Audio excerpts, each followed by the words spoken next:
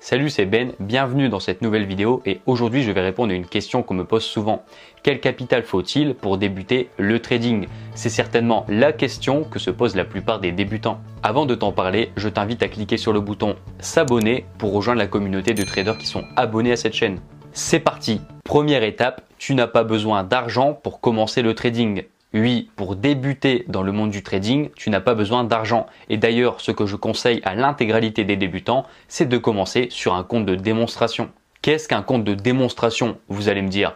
En fait, c'est simplement un compte de trading, mais avec de l'argent fictif. Vous aurez exactement les mêmes fonctionnalités, mais en contrepartie, l'argent sera fictif. Et donc, c'est totalement l'idéal pour débuter le trading. Le compte de démonstration va vous servir à vous familiariser avec le monde du trading et aussi vous offre la possibilité de tester plusieurs stratégies sur les marchés. Et donc, grâce à ce type de compte, vous pourrez commettre toutes les erreurs possibles. Pour qu'un jour, lorsque vous basculerez sur un compte réel, tout simplement ne plus refaire ces mêmes erreurs. Deuxième étape, il faut investir une somme d'argent que vous êtes prêt à perdre. Oui, une fois que vous êtes rentable sur le compte de démonstration, vous pouvez commencer à trader avec de l'argent réel et uniquement si vous êtes rentable. Car si déjà en démonstration vous êtes perdant, en réel vous ne serez jamais rentable. Le montant que vous allez investir sur votre compte de trading en réel ne doit pas être une somme vitale, c'est-à-dire qu'elle ne doit pas impacter votre façon de vivre, que ce soit comment vous mangez, etc. Personnellement, je dis à mes étudiants de ne jamais investir une somme d'argent qui pourrait vous impacter psychologiquement. Il ne faut pas qu'à la moindre perte, vous soyez au bord de la dépression. Et donc, commencer le trading avec un gros capital est fortement déconseillé. Et l'argent que vous allez déposer sur votre compte de trading doit uniquement venir de vos revenus ou autres. Mais en aucun cas, il faut envisager de faire un prêt à sa banque pour débuter le trading. Ne faites jamais cette erreur ou alors vous risquez à votre perte. Pour moi, le capital minimum pour débuter le trading est de 500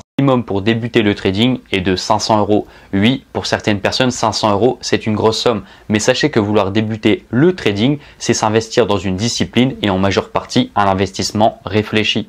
Dites-vous, préférez-vous investir 500 € en trading pour faire fructifier votre capital ou alors dépenser 1000 € pour un iPhone qui servira uniquement à faire des TikTok? Moi, je pense que la question, elle est vite répondue. Non, sérieusement, pourquoi investir un minimum de 500 €?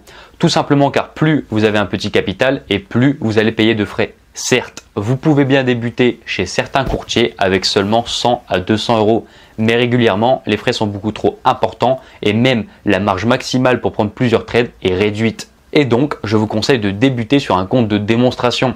Dès que vous êtes rentable sur le compte de démonstration, vous pourrez ensuite investir 500 € de votre poche et seulement, et je dis bien seulement par la suite, investir de plus grosses sommes d'argent. Généralement, j'ai toujours conseillé d'investir de façon crescendo sur un compte de trading.